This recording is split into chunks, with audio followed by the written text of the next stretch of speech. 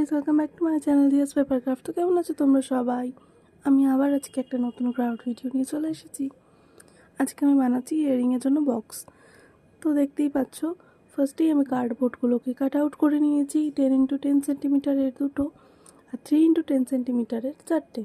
তারপরে ওটাকে প্লেসমেন্ট করে দিয়েছি আর্ট পেপারের ওপর। তারপর ওটাকে কেটে নিয়েছি একটু একটু করে স্পেস রেখে। তার উপরে হোয়াইট কালারের আর্ট পেপার লাগিয়ে দিয়েছি। তারপরে ওটাকে ফোল্ড করে ফেভিকল লাগিয়ে দিয়েছি। তারপরে ওটাকে লক করার জন্য আর একটা আর্ট পেপার দিয়ে রং করে দিয়েছি লক টাইপ সিস্টেমের জন্য। দেখতেই পাচ্ছ প্রসেসটা তোমরা খুব ইজি ওয়েতে তোমরাও বানাতে পারবে, ট্রাই করে দেখো।